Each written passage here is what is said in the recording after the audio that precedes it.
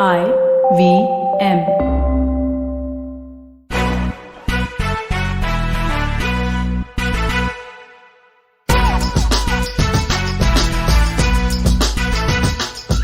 Hello, we're Team Splainer. Welcome to an all-new episode of Press Decode, a weekly podcast where we take Splainer's mission to declutter the news one step further. Check out our newsletter for more stories and follow us at splainerin to keep up with all the fun things we plan for our Splainer fam. So sit back, relax, and don't let the news give you the blues. I'm Sarah, your host for the day, and I've got Wagda with me to ensure that we're not all grumps. As always, we have 3 segments for you. In our big story, we're talking about the big battle over the hijab in Karnataka. In our food for thought segment, we're taking a look at a race row over a Lord of the Rings spin-off. And then in our final segment, we will be roasting and toasting our fave and least fave items. Okay, so let's begin with our big story. A lot has happened about the hijab across the country now with certain incidents across, but in recent news, it all stems from Karnataka, a state that's relatively less known, if I may say so, for pitting Hindus versus Muslims. So what went wrong and how did we actually get here? So I'll set up what happened recently. So it all started on December 31st. 8 Muslim students were barred from attending classes at a college in Udupi. The reason? They were wearing headscarves, which are banned by its uniform code. They were allowed on campus, but not inside the classroom. And the principal insisted that veils weren't necessary since it was an all-girls institution. Prominent student organizations affiliated with Muslim groups threatened protests. The controversy spread when Hindu students at a Chikmagalur college staged a sit-in protest sporting saffron scarves in a bizarre tit-for-tat gesture. The principal then came to say the hijab issue was resolved 3 years ago when it was decided that Muslim girls will be allowed to wear headscarves without tucking it and securing it with a pin. I don't understand the reasoning here, but sure, I'm assuming it looks less like the hijab then. But again, this is just my assumption. I don't really know. Next, the RSS-affiliated ABVP backed similar saffron scarf protests in a Mangalore college, though the organization officially denies any involvement. Like always, the Ramjas violence also totally didn't happen in 2017. Yes, ABVP did nothing different.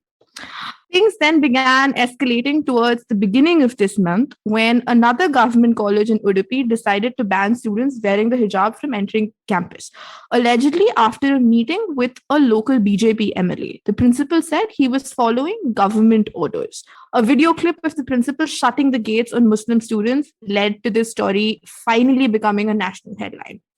The hijab ban on campus almost immediately then spread to other colleges in Udupi, even to institutions that had never had a problem with the veil. Violence was reported from pockets of the state, and then the government finally stepped in and equated saffron scarves with hijabs and banned them all on campus. Then some of the students decided to take the matter to the Karnataka High Court, where it is still being heard. So, Vagda, can you just take us over what actually happened in the courts? Beyond all the headline-grabbing quotes that are often taken out of context. Yeah. So the petition first went to a single judge bench of the High Court, which referred the matter to a larger bench, saying the matter involved enormous questions of importance. I agree. Now, at the full bench of the Karnataka High Court, there are 2 core legal arguments. The petitioners argue the hijab ban violates their fundamental right to practice their religion, which is in Article 25 of the Constitution. The state argues that allowing overt display of religious symbolism through clothes leads to students acquiring a distinct identity and moving away from uniformity, which would not be conducive to an academic environment. The state also defended its decision as a means to protect public order. This last bit being key. Article 25 says in so many words that freedom to practice one's religion is subject to maintenance of public order. But that's a bit vague. What's public order? And what's religion? Where do we draw the line between what to allow and what not? Here comes the subjectivity. So how does the court determine? In 1954 Shirur Mutt case, the Supreme Court came up with the Essential Religious Practice Test, or the ERP, to see what's important enough to uphold as religion and what isn't. The term religion in Article 25 covers all rituals and practices integral to a religion. That's what the court said. Mm-hmm. And the court then determines whether something is integral or not. In the Anand Margi case of 2004, the court determined that performing the Tandav dance in public streets, for example, was not integral to their religion. There is, however, no Supreme Court ruling on whether wearing a hijab is essential practice in Islam. So the Karnataka High Court would be determining that on its own this instance. There are, however, older judgments from other high courts, especially these two from Kerala High Court. One is the 2015 AIPMT case, where the candidates were given special instructions to prevent cheating in the exam.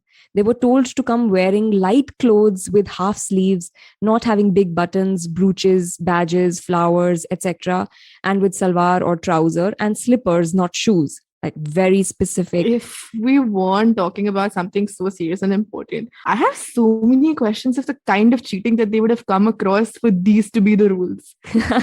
It's insane. So, but no, the Kerala High Court still allowed the hijab. They said that it wasn't just about the hijab, it was also about wearing full sleeves clothes. But it said it put in place additional measures for checking students who intended to wear dress according to their religious custom, but which was contrary to the dress code. Then there is another one case from 2016 where the court looked at the issue more closely and in fact established, looking at the Quran and the Hadith, to say that practice of wearing hijab constitutes an essential practice, an essential religious practice, and did not quash the CBSE's rule. But what is also important here is that judgments of other high courts do not have binding precedential value. So the Karnataka High Court here would have to determine newly whether it constitutes essential practice in Islam. Oh, I did not actually know that. The more I learn. But I think what's also important to note here is in both the Kerala High Court cases, right? It was about specific instances at the religious, at the educational institution where it had to do with like cheating. Yeah. Here it's a very blanket, you can't come to college and school wearing a hijab. Yeah, as if that itself is enough to endanger public order. Which is quite bizarre. As opposed to here, I still somewhere see logic. Yeah. Okay, so now that we know the legal bit of this, I just have to say that in the middle of all this legality and like the attempts to make this debate sound like it's a normal thing, we're really forgetting that this conversation itself is almost straight out of the Hindutva playbook. Let's call it out as it is. The hijab ban is anything but about uniformity. And why this makes all the more sense to me is because of what I said right in the beginning. For the most part, Karnataka has not been known for violence on religious counts. Not that it hasn't happened, but in comparison to other states, it's been relatively lesser. But here's where things get interesting to me. The BJP came to power in the state in 2018, albeit with its trademark horse trading resort politics, but they did get the seats needed. The government was led then by B.S. Yediyurappa, who I was very amused to find out is called Yedi, but I was very amused for some reason. Anyway, all that was until poor old Yedi was sidelined out of the blue in July 2021, and in came the new CM, 61-year-old Basavaraj Bommai. Now, Bommai, for a quick history, did not start from the RSS, unlike many other party stalwarts, but instead was actually from the Janata Party. His father even led the state as a chief minister from the Janata Party in the past. And when Bommai was sworn in, most political pundits believed this was a way that the BJP could image correct and have a more moderate face to the party in a key role. Lol. Basically, essentially anything I say after this is summarized by Wagda as lol. Accurately summarized by Wagda. But alas, obviously that delusion was short-lived because over the last couple months, Bommai has actually had an evidently Hindutva-leaning stance to everything. Like, poor old Yedi also was better off. The state under his leadership as chief minister has seen an increase in attacks against Christians, moral policing against love jihad, and just outright advocacy of Hindutva. So the state's tacit, deviating for just a moment here, but shout out to all my Wordle fans. This word killed me. Yes, back to the state's tacit support. Even now, it's in the same direction, right? Last year, the state enacted the Karnataka Right to Freedom of Religion Act 2021, commonly known as the Anti-Conversion Law. And now the state, not directly, but under the state's protective veil, are taking aim at religious symbols of the Muslims. And that's the thing, right? Time and again, the argument is made for uniformity in the educational space. But the truth is, we're definitely not homogenous. And we can't pretend that we're all homogenous in the educational space. And this deliberate erasure of religious symbols will do nothing towards equality except maybe go in the exact opposite direction and make the minority feel like they're under the fire all the damn time. Like they have to constantly prove their existence, really. Yeah, it's not about education here at all. It is about what it does for politics. Yeah. Yeah. On that note, we come to the end of our first segment. We'll be right back after a short break. You're listening to Press Decode on the IVM Podcasts Network. What is the workplace and how does your gender and body affect your right at work? Hey, I'm Priya Mirza, and on the Longest Constitution podcast, we critically examine the vision of the Indian Constitution and laws. In season 1, we looked at sex, gender, sexuality in India, and the landmark judgments which transformed our rights as citizens in this country. In season 2, we discussed the laws which shape the workplace and examine how ability, competence, and merit impact us, and much more. Join me, Priya Mirza, every Wednesday only on the IVM Podcast app, website, and all the major podcast streaming platforms. Hello and welcome back to Press Decode on the IVM Podcasts Network. We're Team Splainer, and make sure you follow us at splainerin on Instagram and Twitter to keep up with the Splainer fam. Today, for food for thought, we're heading to mysterious fantasy lands, starting off with the Middle Earth, the fictional setting for the most popular of English author J.R.R. Tolkien's writings, that is, The Hobbit and the Lord of the Rings universe. Now, you might already know this, but I want to set a proper context for today's story. Tolkien wrote the wildly popular Lord of the Rings books in the 1950s.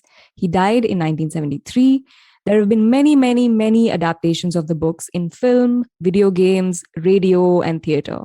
The first cinematic adaptation happened in 1978, second in 1980, and the third one, that most of us know it by, is Peter Jackson's version from the early 2000s. I just want to step in here and talk about the time frame. The 1950s makes sense now because it's so insanely long. Right now, give an editor that long a script and they will cut it down ruthlessly. The man got away because he wrote it in the 50s. Sure. Lots of TV adaptations have also happened, and the latest addition to the list is The Lord of the Rings, The Rings of Power, which is co-produced by Amazon and is slated to be the most expensive TV show in history. Season 1 cost $465 million. Wow. It's due to be released in September this year. So the series is not based on the plot of the LOTR books, but the appendices to the books. The story actually precedes the events of The Hobbit and Lord of the Rings. So since the appendices don't have as much of a narrative or a plot as they have history and mythology, writers had some room to make their own plot, which also gave them room to cast people of color as some of the series' elves and dwarves, which made some fans very happy while making others really unhappy. Those unhappy think it's less authentic to cast non-white actors, saying writers have put woke ideals ahead of staying true to Tolkien's writing. I have so many questions, starting with, has the casting actually done disservice to the original writing? And how important is accuracy in fantasy? And how far from the script can we go with adaptations? And what do we do when there is no real script? And would it help if the author supported any particular side? What are your thoughts, Sarah? Okay, so at the outset, I was at first just amused because, well, it's always nice to see the offense-taking train going choo-choo across the world with the same amount of enthusiasm. Like, it's not just us. Thank you. But I'm going to deviate a bit and hopefully answer a bunch of your questions while I'm at it. After the offense bit, my first thoughts were actually about J.K. Rowling and her never-ending affair with being like too woke for some and an outright turf for others. Turf being trans, exclusionary, radical feminist. So now JKR's turfy self is a conversation for another time. But what I want to focus on is how time and again, ma'am makes the headlines for altering some of her characters to fit into more inclusive space. So for those of you who aren't aware, back in 2007, JKR announced within just months of releasing Harry Potter and the Deathly Hallows, which is the 7th and final book of the series, that Dumbledore is gay. She went into depth about how Dumbledore's love story was a great tragedy and whatnot. Now, back then, fans were divided on how to take this information, given that it came from the author. There was silence from a few, applause from others, and others thought it was just plain unnecessary. Then in 2016, outrage followed the play Harry Potter and the Cursed Child over the casting of a black woman as Hermione. Now, JKR quickly posted Hermione can be black woman with my absolute blessing and enthusiasm, brown eyes, frizzy hair, and very clever. White skin was never specified. Rowling loves black Hermione. Great. I mean, she did receive a lot of love. Think about it. It's perfect liberal messaging. But then some greatly offended Potterheads went back and gave her proof that she was simply virtue signaling. Her Twitter feed was flooded with evidence from her own writing. An example, Hermione's white face was sticking out from behind a tree. So that was fun for as long as it lasted. And I was very confused as what I feel. And an online Potter pundit sums up, because as a child, I was obsessed with the Harry Potter universe. Like, I had posters and whatnot. And an online Potter pundit sums up my feelings about the whole debacle quite perfectly. There's nothing wrong with Hermione being played by a black actress, but there is with JKR positing that the Hermione she wrote and envisioned was not white. Yep, totally agree. And that's exactly the thing, right? And this aside, in the Lord of the Rings case, here the author is dead and gone. So how do we know where he stands on the matter? After all, this entire virtual land is his creation. And now there has been a lot of conversation about whether or not Tolkien was racist or not. And now I don't know. It's not as easy to call it because he lived in different times and, well, isn't alive anymore.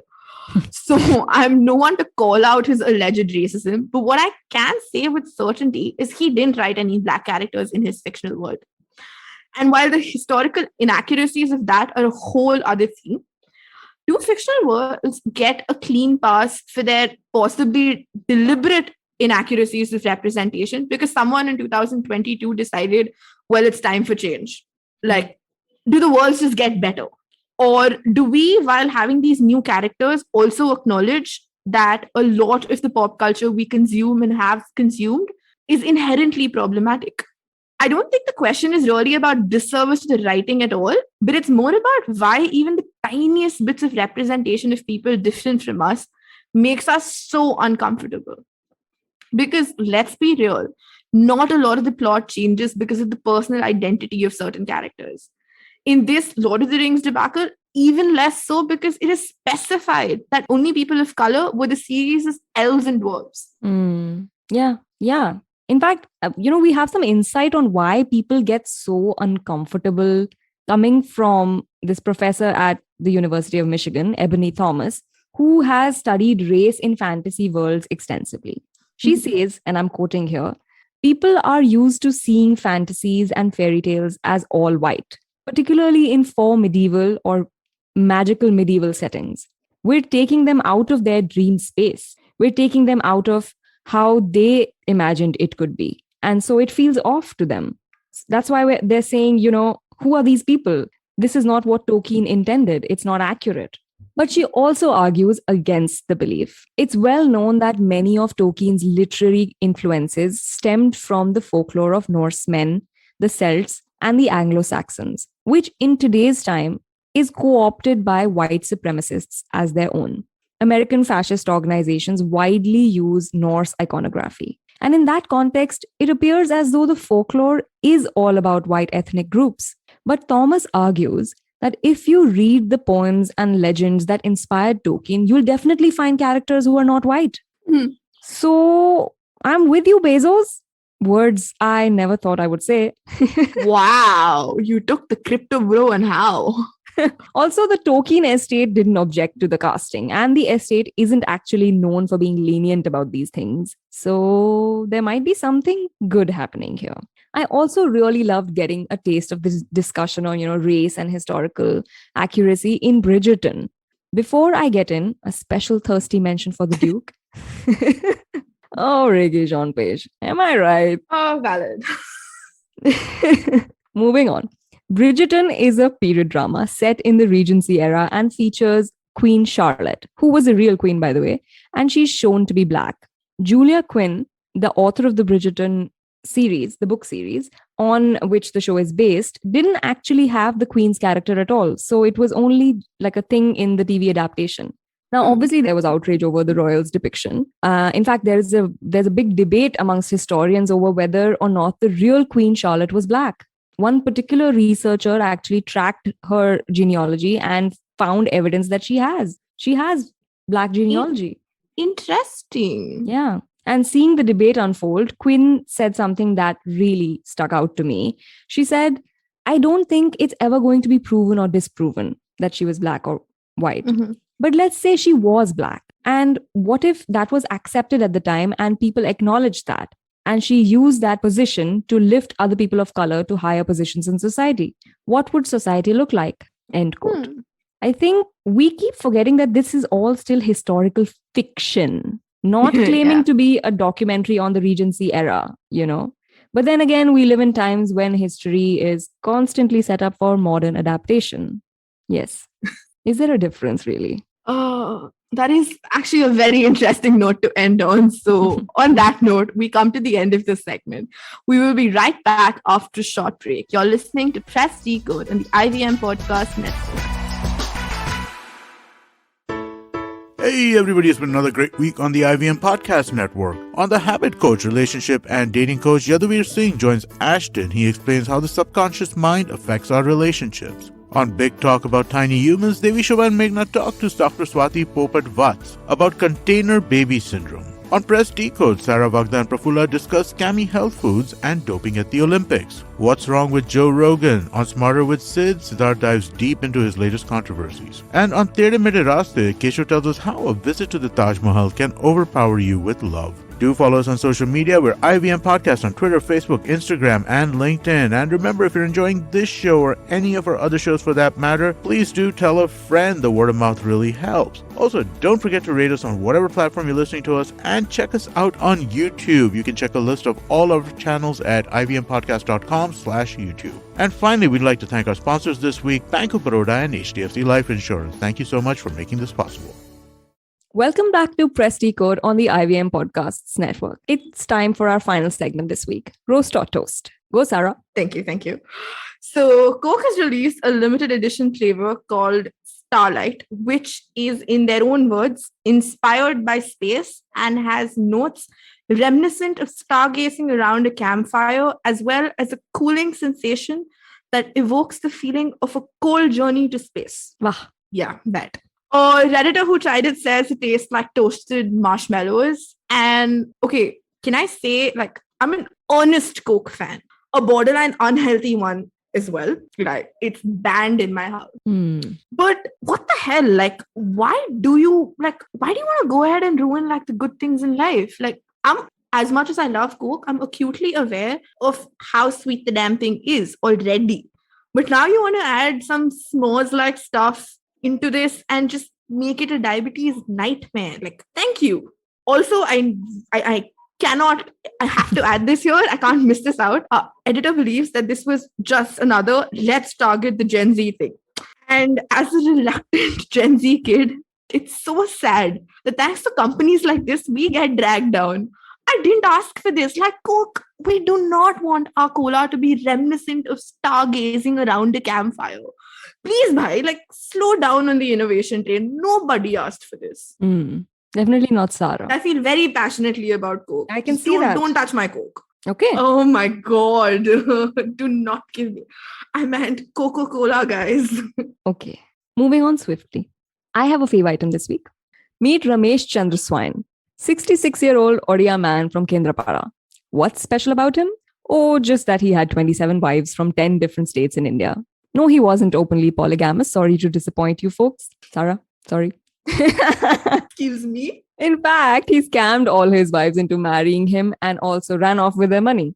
He pretended to be an official of the Ministry of Health, and he would sometimes produce a rejected leave application to suggest that he was indispensable at his workplace, presumably while he was courting one of his other wives.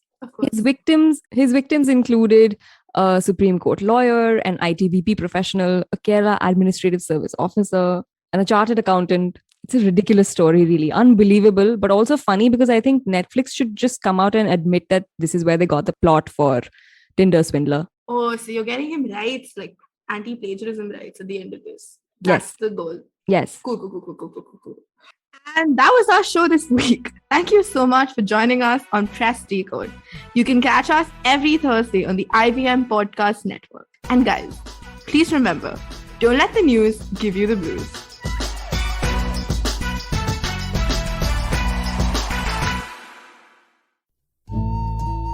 सफर, रास्ते, मंजिल और मुकाम अक्सर ये हमसे कुछ कहना चाहते हैं, पर हम हैं कि अपनी रोजमर्रा की जिंदगी में इन्हें सुनने से कतराते हैं।